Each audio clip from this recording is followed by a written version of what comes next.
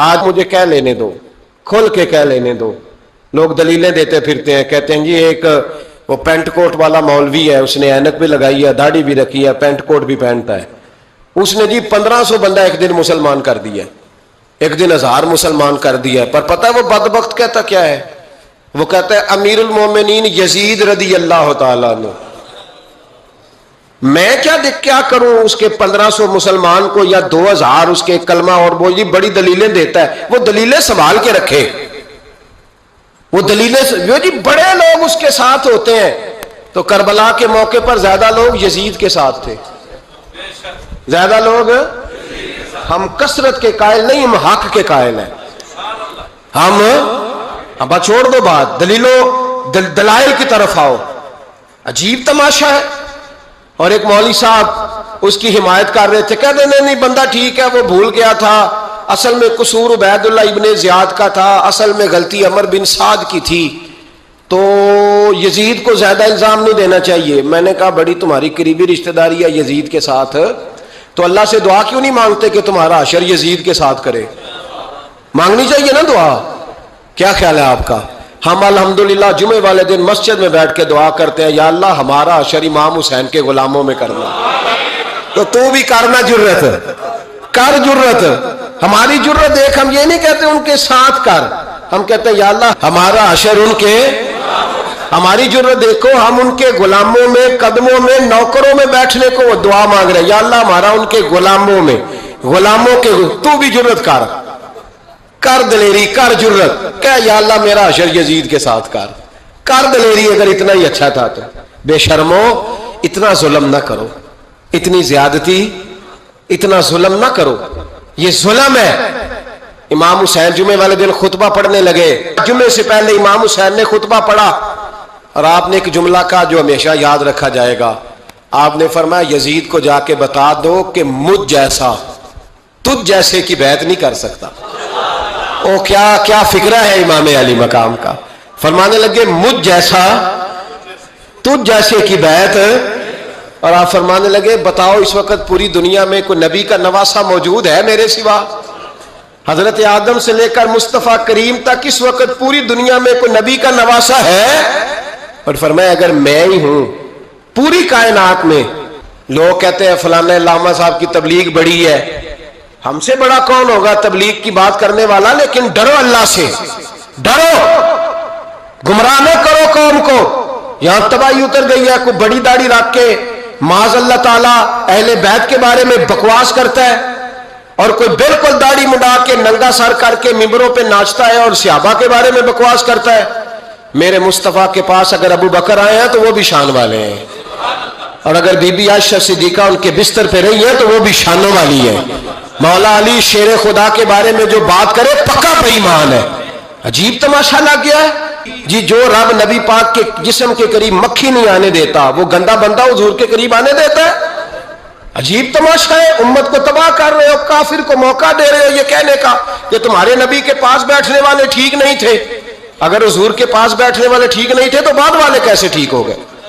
تو یہ باز آنا چاہیے ان بے شرموں کو. یہ امت میں تفرقہ ڈالتے, بے حیائی کرتے. سنو اور یاد رکھو, حضرت امام حسین نے خطبہ پڑھا نا جب جمعے والے دن, فرمایا مجھے پہچانو تو میں کون ہوں؟ تو عمر بن سعد بولا, پکے نمازی بولے. عمر بن سعد کہنے لگا حسین جلدی کر, ہمارا جمعہ لیٹ ہو رہا ہے.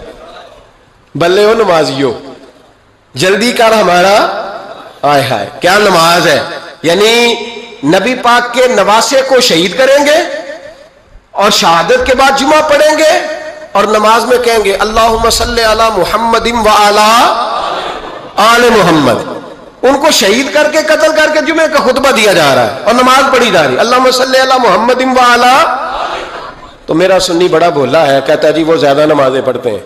تو زیادہ نمازیں تو عمر بن سعد بھی پڑھتا تھا. تو بھولا او خدا کے. دیکھیں نا جتنی نماز کی اخلاق کی بات شاید میں کرتا ہوں, آپ کو جماعت میں کم لوگ ملیں گے, لیکن یاد رکھنا نماز عقیدہ نہیں, روزہ عقیدہ نہیں. عقیدہ حسین ہے, عقیدہ حسن ہے, عقیدہ علی ہے, عقیدہ عثمان غنی ہے, عقیدہ عمر فاروق ہے. میں اس شخص کو کیا کروں मुझे उस शख्स की क्या जरूरत है जो मिंबर पे बैठ के कहता है हुसैन इब्ने अली बागी थे। वो शख्स, उसकी नमाज रोजा आज ज़कात देखा जाएगा। आओ कुरान मजीद सूरह शूरा आयत नंबर 23, घर जाके कुरान मजीद खोलो, ये वाली आयतें भी पढ़ा करो, ये वाली भी खोला करो। सहाबा जमा होके नबी पाक के पास आए, अर्ज की या रसूल अल्लाह सल्लल्लाहु अलैहि वसल्लम, आपके खर्चे ज्यादा हैं, आमदन का जरिया कोई नहीं। जिस तरह आज लोग हर पीर साहब से नहीं पूछ रहे, अल्लामा साहब से, कि आप काम कोई नहीं करते, कपड़े फिर भी सफेद पहनते हैं, क्या जराए आमदन है, फिर भी आप गाड़ी में घूमते हैं। हमारा तो प्रोग्राम था मौलवी भूखा मर जाए, पर इसके पास आते हैं तो ये ताजी चाय पिलाता है। क्या मतलब, किस तरह का रवैया है। सहाबा के बाहर वो ये नहीं सोचते थे आते काम, वो कहते थे आगे बढ़ के हिस्सा डाले। वो सारे आगे बढ़े, कहा या रसूल अल्लाह सल्लल्लाहु अलैहि वसल्लम, अखराजात ज्यादा हैं, जराए आमदन बज़ाहिर कोई नहीं, नजरानों पे एतराज ना किया करो। नजराना देना नबी पाक की सुन्नत है, नजराना कबूल कर लेना नबी पाक की, बोलो, हुजूर की सुन्नत है। तो सहाबा जमा होके आए, एक जगह पे मीटिंग की, का थोड़े से पैसे हर महीने पेश करेंगे। तो हुजूर से बात कौन करेगा पैसों की, कहा हमने नहीं करनी, नबी पाक के चचा जनाबे अब्बास करेंगे। हजरत अब्बास रदी अल्लाह ताला अन्हु के जिम्मे लगाया गया, जनाबे अब्बास आए। हजरत अब्बास रदी अल्लाह ताला अन्हु पैसे लेके आए, और सियाने बंदे थे, उन्होंने बड़ी समझदारी वाली, अक्लमंदी वाली बात छेड़ी। ये नहीं कहा कि हुजूर हम ये नजराना देंगे, कहने लगे या रसूलल्लाह हमें पता है आपकी मजहबी मसरूफियत इतनी है कि आपको टाइम नहीं मिलता कारोबार करने का, अगर आप काम करेंगे तो फिर आप किस तरह करके दीन का काम हो सकेगा। या रसूल अल्लाह आपने जो हमारे लिए किया है उसका हम बदला नहीं दे सकते, एक हरफ का बदला नहीं दे सकते। हुजूर ये थोड़ा सा नजराना हर महीने लाया करेंगे, कबूल कर ले।